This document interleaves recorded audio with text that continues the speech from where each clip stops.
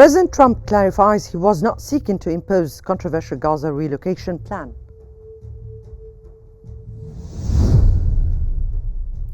Hamas announces release of 6 detainees from Gaza tomorrow as part of ceasefire agreement.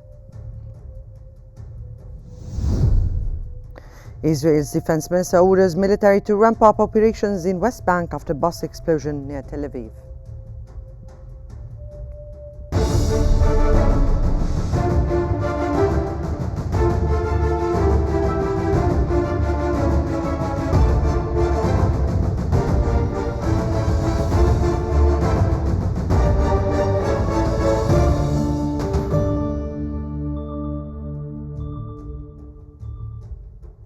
It's 8 p.m. Cairo local time and you're watching Qnews, and we begin our bulletin with the latest developments in Gaza.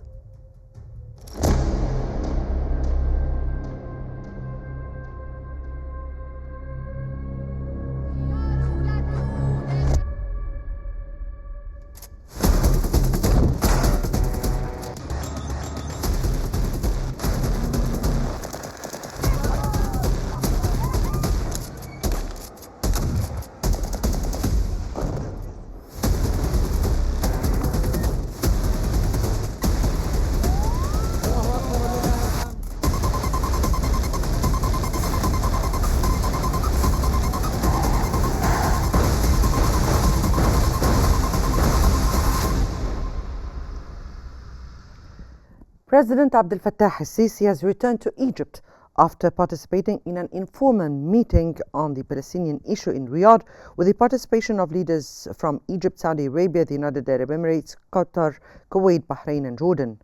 The meeting was part of regular discussions aimed at strengthening coordination and cooperation between the two countries, focusing on the emergency Arab summit, especially regarding the Palestinian cause. The discussions are expected to feed into the upcoming Arab League summit, where further resolutions regarding the issue will be addressed. President Sisi has arrived in Riyadh the previous evening for this meeting following an official visit to Spain.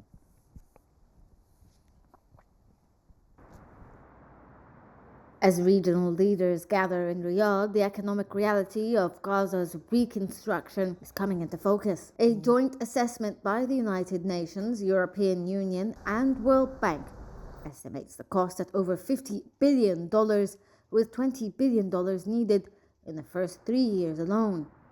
The destruction is extensive. Housing accounts for 53% of total damage, while trade, industry and infrastructure make up another 35%. Managing 41 to 47 million tons of debris is expected to add further financial strain.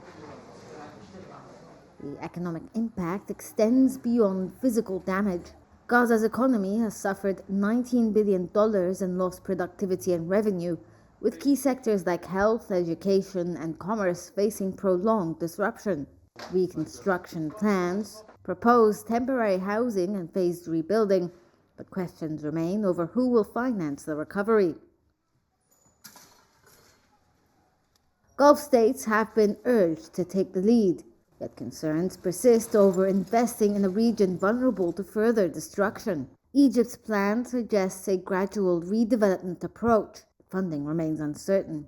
With an emergency Arab summit set for March 4th in Egypt, today's Riyadh talks could lay the groundwork for a financial roadmap. Yet without firm commitments, Gaza's economic future remains in question. US President Donald Trump clarified he is not seeking to impose his controversial plan for Gaza, which proposes temporarily relocating of its population for reconstruction. In recent comments, Trump expressed surprise at the rejection by Egypt and Jordan at his proposal. He acknowledged that while Gaza has a strategic location, the region is currently uninhabitable. Trump suggested that if the residents were given the option, they would choose to leave. Trump emphasized that under his plan, the United States would take ownership of Gaza and remove Hamas starting the process of development in the region. Despite his continued support for the plan, Trump noted that he would recommend the proposal but not force it upon the countries involved, standing especially supporting that were not supported from Egypt and Jordan.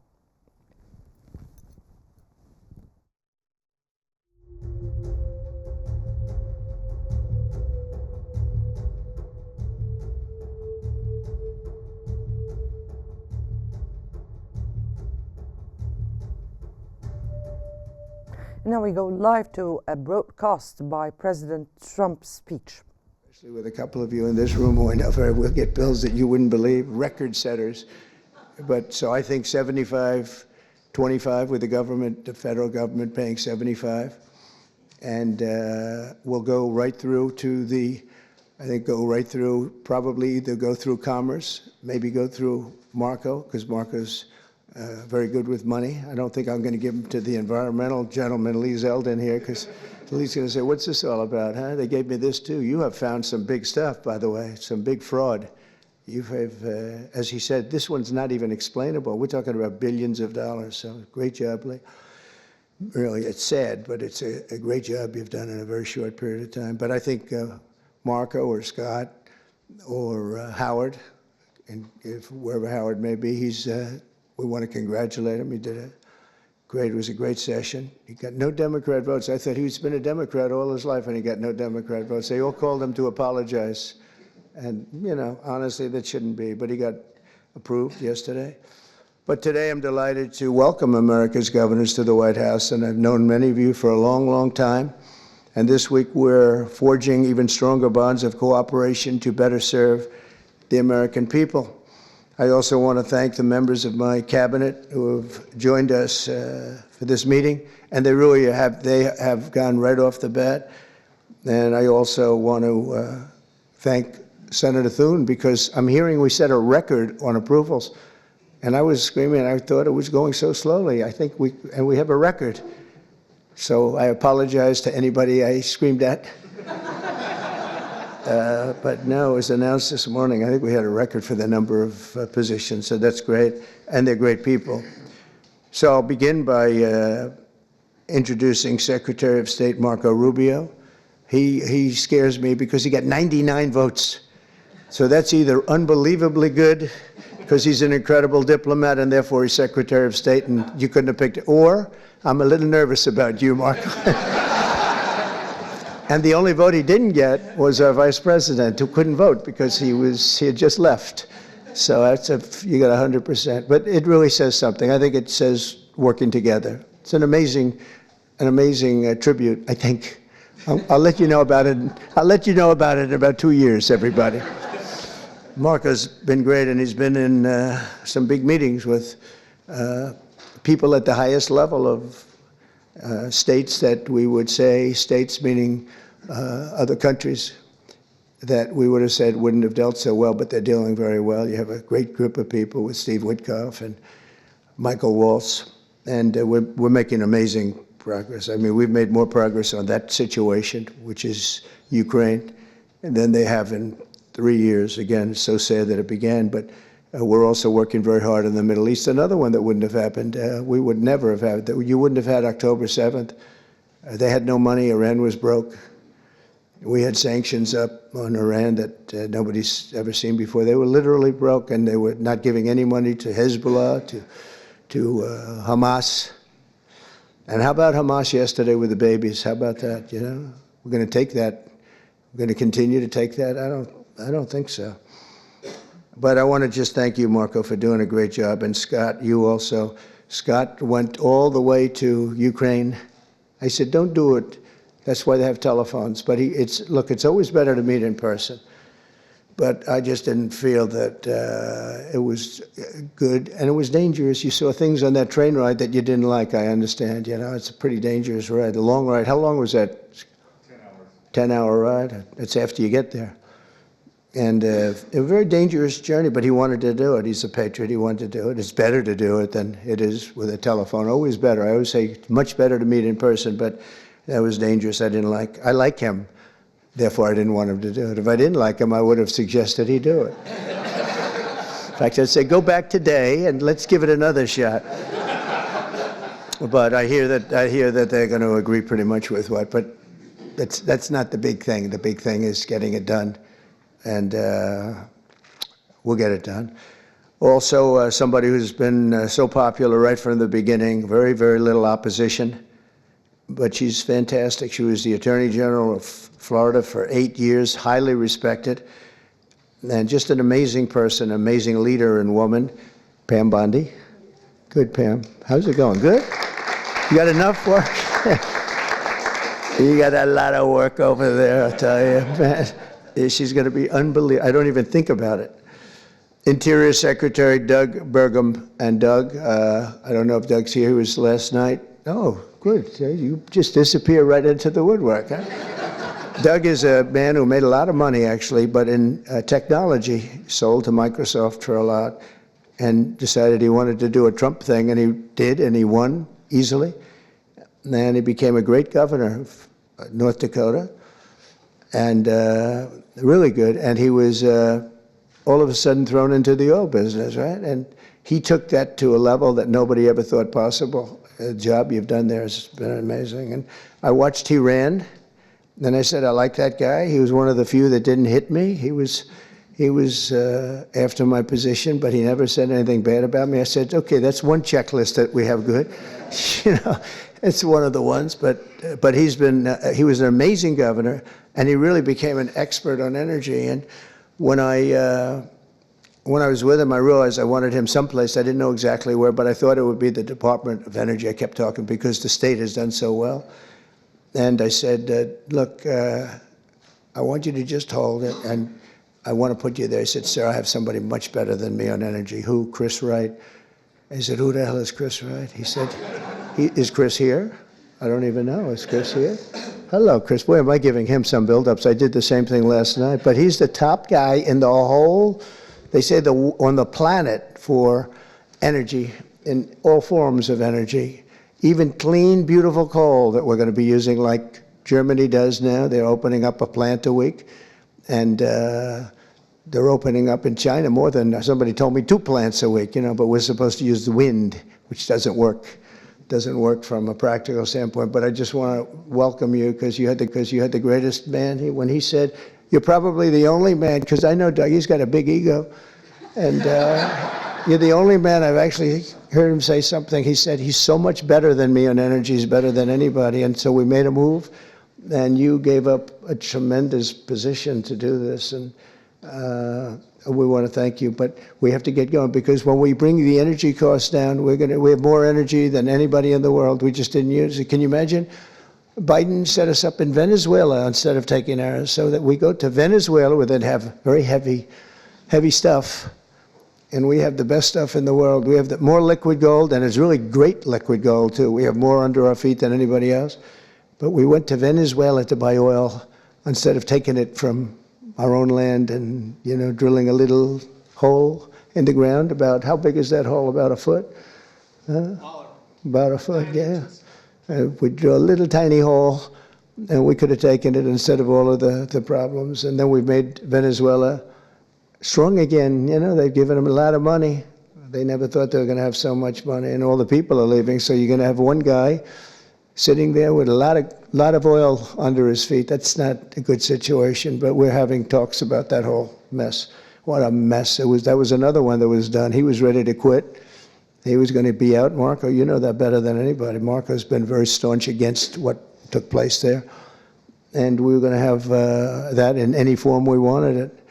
But Biden made them strong. It was the worst administration in history, and I say that with a lot of Democrats, but I think you believe it too. You can't say it, but you believe it. But I just want to thank you, and if you get those prices down, you know, that's what caused inflation, the energy. I mean, the spending, but I think even more so the energy. The energy went up. They stopped the oil leases. They stopped a lot of things that we were doing, and then they went back to what we were doing as much as they could because the prices were going through the roof. Remember that initial surge? It was brutal. And they went back. They let any rig. They let any rig that we had up just drill. You know, and they ended up doing similar numbers, but we wouldn't have been at those numbers. We would have been double or triple those numbers. Those were from years ago. But energy caused our problem. But I just want to thank you for recommending him. And what we've done is he's the head of Department of Energy. He's the Interior. And it's really screwy because the Department of the Interior has all the energy other than some nuclear energy that you're in charge of. But he has all the energy, has all the land, all the great places, best. We have more than any other country in the world. And he's in charge of it. The problem is he can't drill. And he drills, but he has no land. So what do? We said, I have an idea, let's merge them. So we merged them intellectually. I don't know if we did it legally, but we did it intellectually. So now he gives up the land and he gives up the drillers, and you're going crazy, right? You're going wild. And you'll do it beautifully, environmentally well, Lee, we'll make sure. But we have a lot of things, but we had a merge. I always wondered, why doesn't the Energy Department do more? And they did do more because they don't have any energy. It's the craziest thing I've ever seen. We'll probably have to make maybe even a change in that, somehow merge them or do something, because it's pretty tremendous what you're going to be able to do. Agricultural Secretary Brooke Rollins, who's so fantastic, and she's been at the head of so many different things and loyal from the beginning. She even opened up when we had a rather shocking defeat. She opened up we call it an institute. I've never seen anybody raise money like her. She raised hundreds of millions of dollars on this fabulous thing. But I said, look, we want to win another race because I think it's really important to win twice. And I won 3 times, if you think about it. So but it's only the Republicans smile when I say it happens to be true. But Brooke has been amazing, and it was really tough because this last election, I go to a person and say, sir, I just gave you $10 million. Oh, where did you give it to? I gave it to Brooke. You gave it to Brooke. She's spending it on policy. We don't have to worry about policy. We have to worry about getting elected, right? But Brooke is fantastic, and she's done such a good job, and she's Make America Great Again, top of the line, right? And she's going to, and what I didn't know, and as soon as I found out, I said, that's that. She studied, that's what she studied, agriculture. She knows everything about it. And she's going to be a fantastic secretary, and you'll do something with the eggs, because I'm hearing so much about eggs. You'll figure it out. You got to figure something out fast. But and we inherited all of the problems. At some point, a few months down the road, we won't be able to say it's so much us. But the big things, really, we can blame other people for, to allow criminals into our country at levels that nobody's ever seen before, to allow people from jails to have countries from all over the world be allowed to empty jails into an open border. They emptied jails and prisons, mental institutions, insane asylum, gang members, drug lords, drug people on drugs, people that are very sick. They allowed them to come into our country totally unchecked, unvetted. And right now we have a great gentleman, Tom Homan, who's doing an unbelievable job, and Kristi Noem. They're doing a great job, but it's something we should have never had to be done. And you see the levels of crime that these are serious. They make our criminals look nice, I'll tell you. That's the only thing we get out of it. Our criminals are very nice people by comparison. These are seriously tough people. The various gangs, whether it's MS-13 or the Venezuelan gangs, they're as tough as nobody's ever seen toughness like this. Secretary of Health and Human Services, nobody knows this particular gentleman. He sailed right through. I thought he'd get a lot of, I said, well, he's going to get a lot of Democrat votes, Ron. I said, he's going to be an easy one, right? I told Ron DeSantis, I said, this one's going to be so easy. He's going to get all those Democrat votes. I don't know. You thank goodness for the Republicans, right? Robert F. Kennedy Jr. And where is Bobby? Where is Bobby? So congratulations. Was that as easy as you thought? Just quit. Well, in the end, they all voted for him. He did pretty well. You got through. But, we have one stat that I quote, the autism stat. And you hear different numbers, but it's thousands. They say between 10 and 20,000. So if you go back 15 years ago, we had like nobody. It was 1 in 20,000. Now we have 1 in 34. Is that right? 34. So 34 or 36 kids have autism. And if you go back, I guess 18 years, that whenever that was done, it was 1 in 20,000. So we got from 20,000 to 34, 36. That's unbelievable. So there's something wrong. There's something wrong. We've done something wrong. There's something, you're going to figure it out.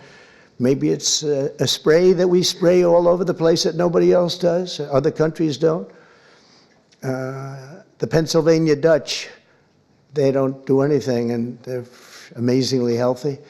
And he understands. He's working with Dr. Oz, who's a really smart guy. I know him very well. And those two guys are going to figure it out. And they're also going to figure out why in the United States we pay $1,300 for a drug, one that we were talking about. And in London, they pay, literally, they pay $200, even less.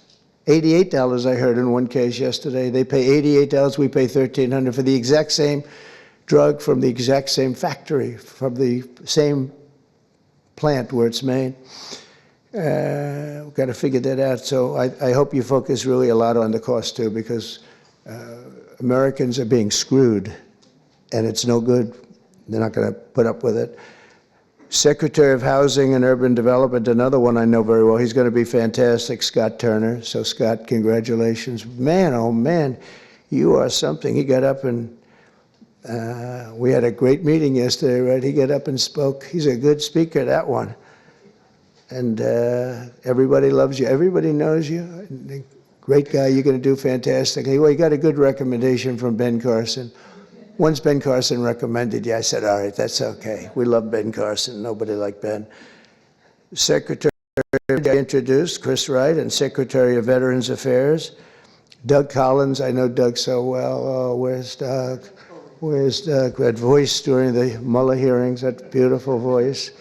Do you know, remember the catastrophe that every Democrat... That was a live broadcast from Washington by President Donald Trump, where he thanked and expressed appreciation for some of his secretariat, some of his envoys and staff members for their efforts during 1 month since he assumed office. He also said that the Russian-Ukraine war must end. Speaking about the losses of life of soldiers for both sides, he said that his talks with the Russian President Vladimir Putin were productive, but were not the same with the Ukrainian President Zelensky.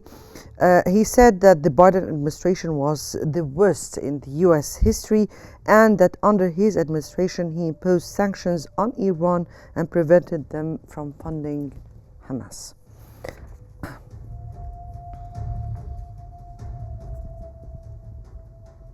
Right back to our bulletin, and Hamas has announced that it will release 6 detainees from Gaza tomorrow as part of a ceasefire agreement. In a statement issued on Friday, Hamas revealed the names of those set to be released. This development comes amid ongoing negotiations surrounding the ceasefire, with further details expected to emerge in the coming hours. Israel's Defense Minister Israel Katz has ordered the military to ramp up operations in the occupied West Bank following a series of bus explosions near Tel Aviv on Thursday. During a visit to Tulkarm refugee camp, Katz stated in a video message that he instructed troops to intensify military activities in the region. Israel had already launched a wide-scale crackdown on the West Bank on January 21st, just 2 days after the ceasefire deal with Hamas in Gaza.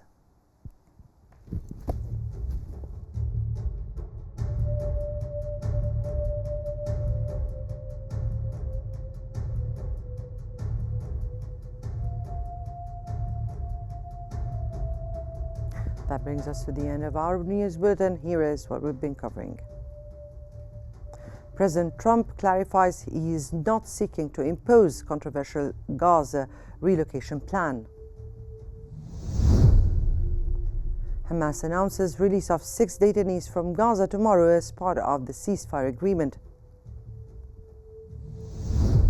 And Israel's defense minister orders military to ramp up operations in West Bank after bus explosions near Tel Aviv.